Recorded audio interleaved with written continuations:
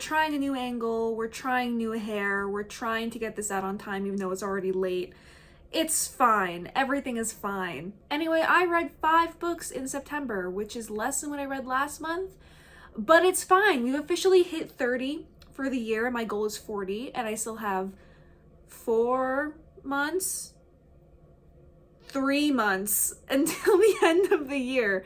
So I feel like I can read 10 books in 3 months. I think it's possible. First, I read Women Talking by Miriam Toews. I don't have my physical copy on me because it's back home. I actually got this book in a PR package from Bloomsbury Publishing back in, I think, December. And they also invited me to like a special screening of the movie that came out, and I couldn't go because it was the day after I was leaving to go study abroad in Scotland because they hate me. So I didn't read it because of like spite. Anyway, this book is about a man who is taking notes for this group of Mennonite women who are having these secret meetings after they found out they had been being drugged and assaulted by the men in their community. I wound up like falling down a rabbit hole of like articles about the true story, which I found absolutely horrifying but really, really interesting. I recommend you check it out. But I'm gonna be so real, I wasn't the biggest fan of the book. It was fine. I don't think it was bad at all. It was very well written.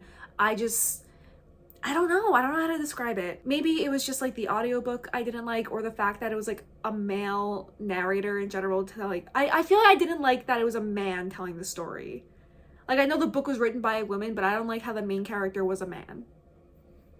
Why would a man be there? Why would a man be there? Anyway, if I hadn't gotten a free copy, I probably would never have read it. 3 stars. Next, I read The Family Game by Catherine Steadman. I also don't have my physical copy because it's at home. Oops. I got this book months ago for Book of the Month, and I just never read it. I'm very slowly trying to get through all of the Book of the Month books that I got and never read, and I just grabbed this one first. It's about an author who is marrying into this fancy, like, rich family who have a lot of weird traditions and secrets. It's basically if, like, Succession and Ready or Not, like, had a baby. It would be this book. I liked a lot of it. I liked the main character, Harry. She was really cool because she wasn't an idiot.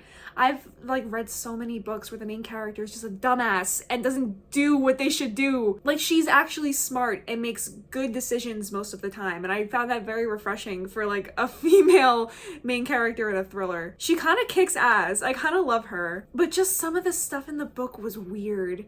I personally did not like a single other character other than the main character. Everyone else got on my nerves. But even Harry sometimes, like, I was like, girl, what are you doing? The way she would talk about her fiance's father, like, girl, I love a DILF. We all know I love me a good DILF, but that's your fiance's father.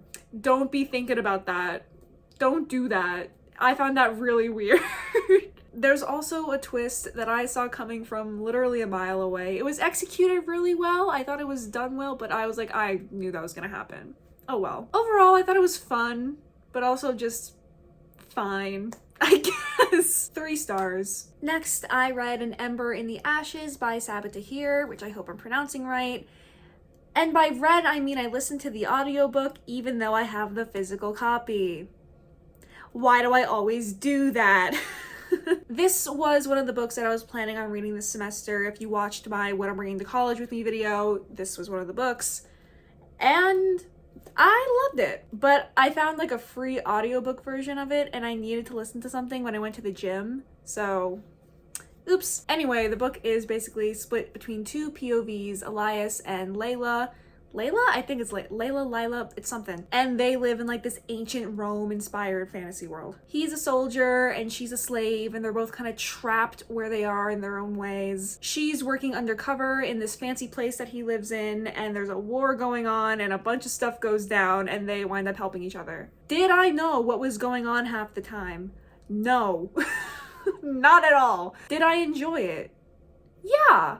Sure. Listen, the audiobook had 2 different narrators for the 2 different POVs, and you know I eat that up every time. So I'm only just getting back into fantasy properly, and this has been a series that has been on my radar for years, and I've heard nothing but good things about it. And I can see why. I definitely enjoyed it.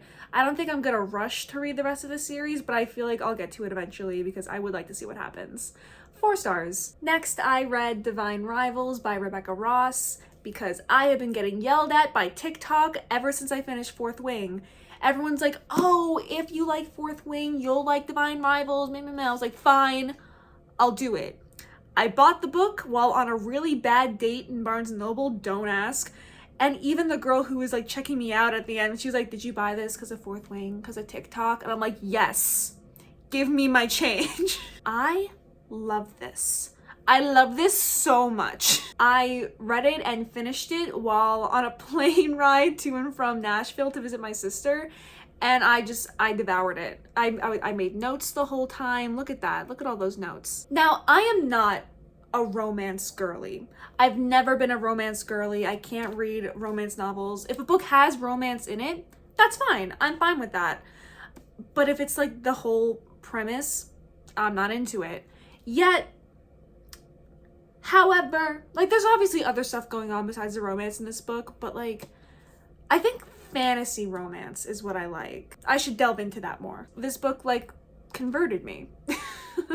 I love the setting, I love the concept, I love the characters, I love the writing is gorgeous. It's gorgeous. I don't care. It's beautiful. I love it. I want to read Rebecca Ross's other works. I think it's A River Enchanted that I own that she wrote.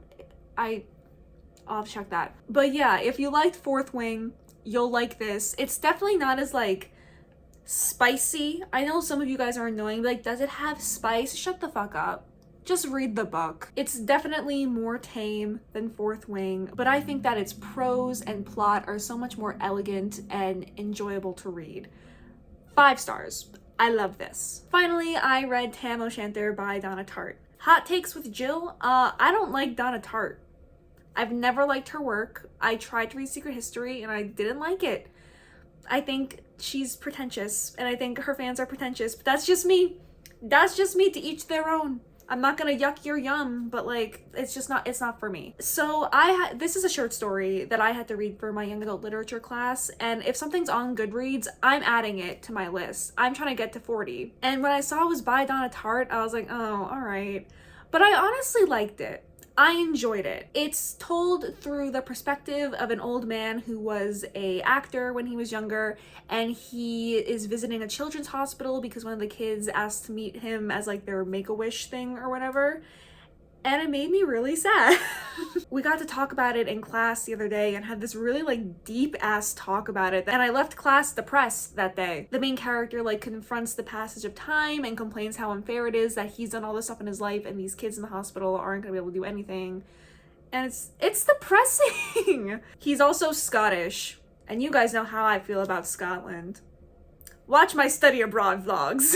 Anyway, yeah, I loved it. I love Scotland. 5 stars. Sorry for speaking on your name, Donna Tartt.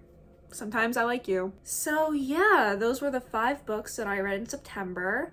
We are so close to me reaching my goal for the year. Let's fingers crossed that I can do it. I hope, Jesus Christ, please, God, please. Hopefully I'll get more consistent in my uploading schedule, but yeah, I'll see you next week.